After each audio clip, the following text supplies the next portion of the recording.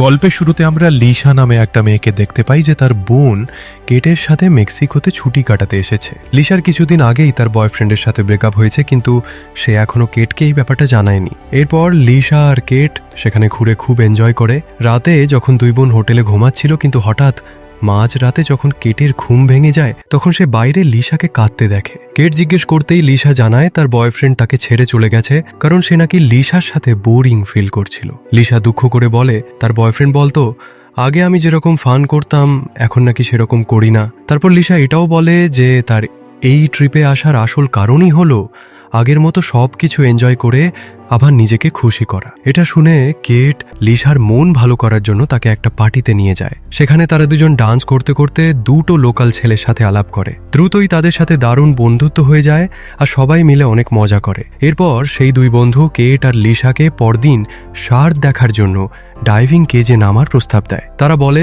আমরা অনেকবার এই কেজে ভেতর থেকে শার্ক খুব কাছে থেকে দেখেছি, তার মধ্যে সমুদ্রের অপূর্ব সৌন্দর্য তোমাদের খুব ভালো লাগবে। কেট তো এক কথায় রাজি হয়ে যায়, কিন্তু লিসা ভয় পেয়ে সরাসরি না করে দেয়। তখন কেট লিসাকে অনুরোধ করে এবং বলে, এটা একবার ট্রাই করে দেখো, দারুণ অভিজ্ঞতা হবে, আর কেউ তোমাকে বোরিংও বলতে পারবে না। প্রথমে লিসা দ্বিধায় পড়ে, কিন্তু শেষে কেটের কথায় রাজি হয়ে যায়। পরদিন সকালে দুই বোন তাদের দুই বন্ধুর সাথে দেখা করে।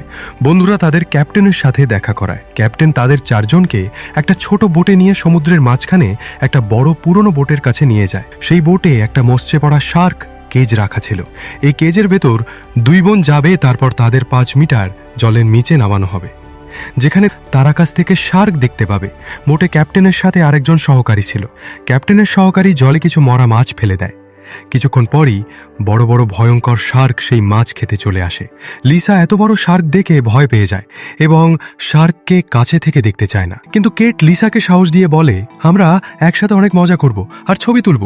তোমার ফটো দেখে তোমার এক্স বয়ফ্রেন্ডও এরও মনে হবে না তুমি বোরিং। এটা শুনে লিসা শেষমেশ রাজি হয়ে যায়। তারপর সেই দুই বন্ধু যারা বোনদের সাথে এসেছিল প্রথমে কেজের ভেতর ঢুকে শার্ক দেখতে যায়। এদিকে কেট আর লিসা স্কুবা গিয়ার পরে নেয়। ক্যাপ্টেন তাদের সব নিয়ম বুঝিয়ে দেয়, বিশেষ করে একটা অক্সিজেন মিটার সম্পর্কে বলে, যেটা দেখাবে তাদের কাছে কতটা অক্সিজেন বেঁচে আছে। সাথে ক্যাপ্টেন তাদের আস্তে আস্তে নিঃশ্বাস নিতে বলে, কারণ বেশি তাড়াতাড়ি নিঃশ্বাস নিলে অক্সিজেন খুব দ্রুত শেষ হয়ে যেতে পারে। তাদের একটা রেডিও দেওয়া হয়, যাতে দরকার পড়লে তারা ক্যাপ্টেনের সাথে বা একে অপরের সাথে যোগাযোগ করতে পারে। এরপর সেই দু বন্ধু শার্ক দেখে ফিরে আসে আর তারা খুব খুশি হয় তাদের দেখে। দু বোনও সাহস পেয়ে যায়। এবার তাদের পালা। দু বোন কেজের ভেতর যায় এবং বন্ধুদের কাছ থেকে একটা ক্যামেরা নিয়ে নেয়। তারপর তাদের কেজের দরজা বন্ধ করে সেটাকে জলে নামানো হয়। তারা চারপাশে অনেক মাছ দেখতে পায় আর সমুদ্রের স্বচ্ছ জলে চারদিক একেবারে পরিষ্কার দেখাচ্ছিল। কিন্তু প্রথমে তারা কোনো শার্ক দেখতে পায় না। কিছুক্ষণ পর হঠাৎই তারা শার্ক দেখতে পায়। তারা দুজন খুব এনজয় করতে থাকে আর ছবি তুলতে থাকে, কিন্তু ভুল করে হঠাৎ ক্যামেরাটা তাদের হাত থেকে জলে পড়ে। তারা অবশ্য সেটা নিয়ে বেশি চিন্তা করে না, কিন্তু ঠিক তখনই কেজের সাথে লাগানো তার হঠাৎ করে ফসকে যায়। এতে লিসা আর কেট আরও একটু নিচের দিকে নেমে যায় আর সঙ্গে সঙ্গে আতঙ্কিত হয়ে ওঠে। লিসা তো ভয় পেয়ে যায়। সে ক্যাপ্টেনকে তাদের উপরে বোটে তুলে নিতে বলে, কিন্তু কেট এখনো কিছুক্ষণ থাকতে চায়। লিসা তাকে বলে সে যেন একা আবার আসে। লিসার কথা শুনে ক্যাপ্টেন তাদের উপরে তোলার চেষ্টা করে, কিন্তু হঠাৎ করেই কেজের তার ছিঁড়ে যায়। শুধু তাই নয়, যেই ক্রেন দিয়ে কেজটা বোটের সাথে লাগানো ছিল সেটাও ভেঙে পড়ে। ফলে দু বোন কেজের মধ্যে বন্দি অবস্থায় সজোরে চিৎকার করতে করতে সমুদ্রের গভীরে তলিয়ে যায়। এখন তারা সমুদ্রের প্রায় 47 মিটার নিচে, মানে প্রায় 154 ফুট গভীরে রয়েছে। ভয় আর আতঙ্কে দুই বোন পুরো ঘাবড়ে যায়। লিসা খুব চিন্তিত হয়ে পড়ে। তখন কেট তাকে শান্ত করার চেষ্টা করে। তারা এত নিচে যে তাদের রেডিওতে ক্যাপ্টেনের আওয়াজও শুনতে পায় না, কারণ তারা যোগাযোগের সীমার বাইরে চলে গেছে। তারা দেখে তাদের কেজের ওপরে ভেঙে পড়া ক্রেনটা পড়ে আছে, আর সেই ক্রেনটা কেজের দরজার ওপর পড়ে রয়েছে, যার ফলে তাদের ক্রেনটি সরিয়েই বাইরে বের হতে হবে। দুই বোন এখন বুঝতে পারে না যে তারা কি করবে। তারা সমুদ্রের নিচে আছে এবং উপরে উঠতে গেলেও একটা সমস্যা, শার্কগুলো অত পেতে আছে। এখানে দুই বোন ভাবে যে কোনো পরিস্থিতিতে তাদের এখান থেকে বের হতে হবে, কারণ অক্সিজেনও বেশি বেঁচে ছিল না। কেট কেজ থেকে বেরোনোর সিদ্ধান্ত নেয়, যাতে সে কিছুটা উপরে গিয়ে রেডিওতে কানেক্ট করে ক্যাপ্টেনের কাছে থেকে সাহায্য চাইতে পারে। কিন্তু সমস্যা একটাই, কেজের দরজাটা ক্রেনের নিচে আটকে গেছে, যেটা কেট সরাতে পারে না। তাই কেট আরেকটা উপায় বের করে। সে নিজের অক্সিজেন সিলিন্ডার খুলে ফেলে আর কেজের রডের ফাঁক দিয়ে বেরোনোর চেষ্টা করে, কিন্তু তার অক্সিজেন মাস্ক রডের ফাঁকে আটকে যাচ্ছিল। বাধ্য হয়ে কেট দ্রুত মাস্ক খুলে ফেলে, তারপর কেজের ফাঁক দিয়ে বেরিয়ে এসে সঙ্গে সঙ্গে মাস্কটা আবার পরে নেয়। এরপর কেট কেজের দরজার কাছে গিয়ে নিজের সমস্ত শক্তি দিয়ে আটকে থাকা ক্রেনটা সরাতে থাকে। অনেক কষ্টের পর সে ক্রেনটা কেজের উপর থেকে সরিয়ে ফেলতে পারে, আর তাতে এখন কেজের দরজা খুলতে পারে। এরপর কেট সাঁতার কাটতে কাটতে কিছুটা উপরে উঠে যেতে থাকে, যেখান থেকে সে ক্যাপ্টেনের সাথে রেডিওতে যোগাযোগ করতে পারে।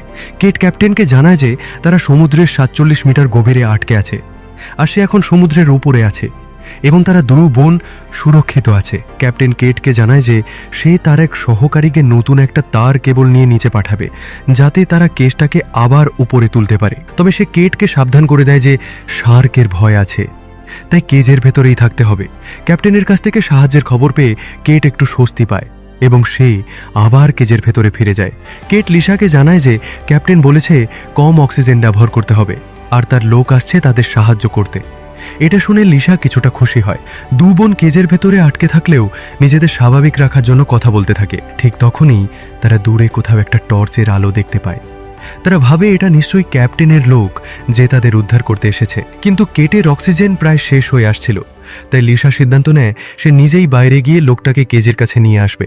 যদিও এটা খুব বিপজ্জনক, কারণ শার্ক পেতে আছে, তবুও লিসার কাছে আর কোনো উপায় ছিল না, কারণ তারও অক্সিজেন দ্রুত শেষ হয়ে আসছিল। লিসা কেজ থেকে বেরিয়ে সাঁতার কাটতে কাটতে ক্যাপ্টেনের সাথে দেখা করতে যেতে থাকে, কিন্তু ঠিক তখনই হঠাৎ করে একটা বিশাল শার্ক তার উপর ঝাঁপিয়ে পড়ে। লিসা ভয় পেলেও কোনোভাবে নিজেকে বাঁচিয়ে নেয় এবং একটা ছোট গুহার ভেতরে ঢুকে পড়তে সফল হয়। শার্কটি বারবার চেষ্টা করছিল তাকে ধরার, কিন্তু শার্ক অসফল হয়। তারপর যখন শার্কটি সেখান থেকে চলে যায়, তখন লিসা আবার আলোটার দিকে, টর্চের দিকে সাঁতার কাটা চালিয়ে যায়। অবশেষে লিসা টর্চের কাছে পৌঁছায়, কিন্তু সেখানে সে ক্যাপ্টেনের লোককে দেখতে পায় না। সে চারপাশে খুঁজতে থাকে, আর ঠিক তখনই ক্যাপ্টেনের সাথী হঠাৎ করে তার সামনে এসে দাঁড়ায়। কিন্তু সেই সময় হঠাৎ করে একটা সেই শার্ক এসে সেই লোকের ওপর আক্রমণ করে এবং তাকে মেরে ফেলে। এই ভয়ানক দৃশ্য দেখে লিসা পুরো ভয় পেয়ে যায় এবং সঙ্গে সঙ্গে একটা জায়গায় গিয়ে লুকিয়ে পড়ে। তখনই তার চোখ পড়ে ক্যাপ্টেনের লোকের মৃতদেহ ভাসছে। লিসা তার কাছে একটি তার কেবল দেখতে পায়, যেটা কেজের সাথে লাগানোর জন্য আনা হয়েছিল। লিসা দ্রুত সেই কেবলটি নিয়ে নেয় এবং সেটাকে নিয়ে আবার কেজের কাছে ফিরে আসে। সে কেজের ওপরের দিকে তার লাগিয়ে দেয়, যাতে ক্যাপ্টেন কেজটাকে ওপরে তুলতে পারে। তারপর লিসা সাঁতার কেটে ওপরে উঠে এবং ক্যাপ্টেনকে জানায় যে কেবলটি কেজের সাথে লাগিয়ে দিয়েছে, কিন্তু তার সহকারী মারা গেছে। ক্যাপ্টেন এটা শুনে খুবই দুঃখ পায়, কিন্তু সে লিসাকে বলে, তুমি দ্রুত কেজে ফিরে যাও, যাতে আমি তোমাদের ওপরে বোটের ওপরে তুলতে পারি। লিসা কেজের ভেতরে ফিরে আসে, আর ক্যাপ্টেন তাদের ওপরে তুলতে শুরু করে। তারা আস্তে আস্তে সমুদ্রের কাছে উঠতে থাকে, কিন্তু তারা মাত্র 20 মিটার দূরে। তখন দুই বোন খুশি হয়ে যায়, তাদের মনে হয় অবশেষে তারা বেঁচে গেছে। তখনই কেবলটা হঠাৎ করে ছিঁড়ে যায়। কেজ সজোরে পড়ে গিয়ে আবার সমুদ্রের 47 মিটার গভীরে চলে যায়। এইবার লিসার একটা পা কেজের নিচে আটকে যায়। কেজ দ্রুত চেষ্টা করতে থাকে লিসার পা বের করার, কিন্তু কিছুতেই পারছিল না। এখন দুই বোনের কাছে শুধুমাত্র কিছু মিনিটের অক্সিজেন বেঁচেছিল, এবং অক্সিজেন না পেলে তারা মারা যাবে। তাই কেজ থেকে বেরিয়ে এসে সাঁতার কাটতে কাটতে ওপরে আসে এবং ক্যাপ্টেনকে তাদের অবস্থা সম্পর্কে জানায়। তখন ক্যাপ্টেন জানায়, আমি তোমাদের জন্য নতুন অক্সিজেন ট্যাঙ্ক পাঠাচ্ছি। ক্যাপ্টেন কেটকে সতর্ক করে দেয় যে অন্য আরেকটি অক্সিজেন ট্যাঙ্ক ব্যবহার করলে নাইট্রোজেন নার্কোসিস হতে পারে, যার কারণে তারা হ্যালুসিনেশনের শিকার হতে পারে। ক্যাপ্টেন আরও জানায় যে 1 ঘন্টার মধ্যে কোস্টগার্ড তাদের কাছে চলে আসবে, তার আগে তাদের খুব সাবধানে থাকতে হবে। ক্যাপ্টেনের সঙ্গে কথা বলার পর কেট আবার কেজের ভেতরে ফিরে আসে। কিছুক্ষণ পর ক্যাপ্টেন নতুন অক্সিজেন ট্যাঙ্ক পাঠায়, যা আনতে কেট সাঁতার কেটে যায়, কিন্তু মাঝপথেই তার অক্সিজেন প্রায় শেষ হয়ে আসছিল। তাই সে দ্রুত গিয়ে অক্সিজেন ট্যাঙ্কের কাছে পৌঁছে তার সিলিন্ডার পাল্টে নেয়। কেট সিলিন্ডারের সঙ্গে কিছু ফ্লেয়ারও পায়, কিন্তু যখন কেট অক্সিজেন সিলিন্ডার এবং ফ্লেয়ার নিয়ে কেজের দিকে ফিরছিল তখনই একটা বিশাল শার্ক তার উপর হামলা করে। শার্কের আক্রমণে কেট মরে যায়, যার ফলে তার হাত থেকে অক্সিজেন ট্যাঙ্ক কেজের কাছে পড়ে যায়। লিসা তার বোনের জন্য খুব দুঃখিত হয় এবং খুব ভয় পেয়ে যায়, কিন্তু বাঁচতে হলে তাকে অক্সিজেন দরকার ছিল, তাই সে কোনোভাবে কেজের বাইরে পড়ে থাকা অক্সিজেন ট্যাঙ্ক নিজের কাছে টেনে আনে এবং সিলিন্ডার বদলে নেয়, যার ফলে সে আরও হাওয়া পায়। ঠিক তখনই রেডিওতে একটি আওয়াজ শুনতে পায়, যার ফলে সে জানতে পারে যে এটা কেট, সে এখনো বেঁচে আছে।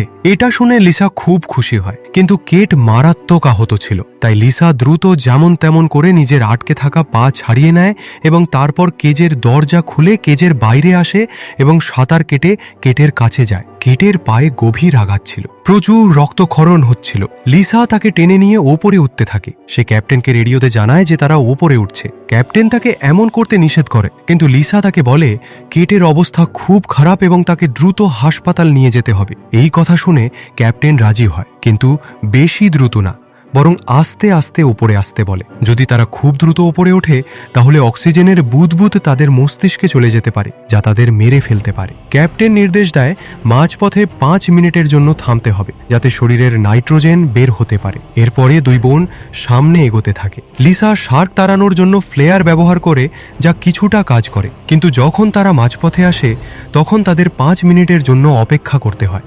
তারপর লিসা কেটের সাথে সামনে এগোয়। যখন সে অন্য ফ্লেয়ার জ্বালাতে চলেছিল তখন সেটা তার হাত থেকে পড়ে জলে চলে যায়। এরপর লিসা শেষ ফ্লেয়ার জ্বালায়, আর তাতেই দেখে 4-5টা শার্ক তাদের চারপাশে ঘুরছে। তা দেখে বোনেরা ভয় পেয়ে যায় এবং ফ্লেয়ার দিয়ে শার্কগুলোর দূরে সরানোর চেষ্টা করে। যখন তাদের শেষ ফ্লেয়ার শেষ হয়ে আসছিল তখন তারা তাদের অক্সিজেন মাস্ক খুলে ফেলে সাঁতার কাটতে কাটতে ওপরে উঠতে শুরু করে। ঠিক যখন তারা বোটের কাছে পৌঁছে যাচ্ছিল তখনই হঠাৎ একটা শার্ক এসে লিসার পা কামড়ে ধরে। প্রচণ্ড ব্যথায় লিসা চিৎকার করে ওঠে, কিন্তু সে হাল ছাড়ে না। সে তার আঙুল দিয়ে শার্কের চোখে খোঁচা দিতে শুরু করে। এতে শার্ক ব্যথা পেয়ে তাকে ছেড়ে দেয়। তারপর দুই বোন যেমন তেমন করে বোটের ভিতরে চলে আসে। ঠিক তখনই লিসা ক্যাপ্টেনের কণ্ঠ শুনতে পায়। তারপর আমরা দেখতে পাই যে লিসা এখনো কেজের ভেতরেই আটকে আছে। তার একটি পা কেজের নিচে আটকে আছে। আর যখন থেকে সে নতুন অক্সিজেন সিলিন্ডার থেকে নিঃশ্বাস নিতে শুরু করেছিল তখন থেকেই তার হ্যালুসিনেশন হচ্ছিল। বাস্তবে কেট যখন সিলিন্ডার নিয়ে আসছিল সেই সময় শার্কের আক্রমণে সে মারা গিয়েছিল, কিন্তু লিসা এখনো ভ্রমে ছিল যে তারা ক্যাপ্টেনের নৌকায় আছে। আবন কেটের সাথে কথা বলছে। সে বলে যে তারা অবশেষে বেঁচে গেছে এবং সে পাগলের মতন হাসতে শুরু করে দেয়। ঠিক তখনই ক্যাপ্টেন রেডিওতে তাকে বলে যে সে ভ্রমে আছে। ঠিক তখনই কোস্টগার্ড সেখানে পৌঁছে যায় এবং লিসাকে কেজ থেকে বাইরে বের করে। তখনই লিসার জ্ঞান আসে। তার চোখে তার বোনের জন্য জল আসে, কারণ সে তো বেঁচে গেছে, কিন্তু তার বোন এখন এই পৃথিবীতে নেই। এইভাবেই সিনেমার শেষ হয়। তো বন্ধুরা, যদি আপনারা লিসা বা কেটের জায়গায় থাকতেন তাহলে কি কেজের বাইরে বেরিয়ে আসার সাহস করতে পারতেন? কমেন্টে জানান। ভিডিও ভালো লাগলে লাইক ও শেয়ার করুন, আর মুভির এক্সপ্লেনেশন দেখতে আমাদের চ্যানেল সাবস্ক্রাইব করে বেল আইকন প্রেস করুন, যাতে নতুন ভিডিও মিস না হয়। তাহলে পরের ভিডিওতে দেখা হবে। Bye bye.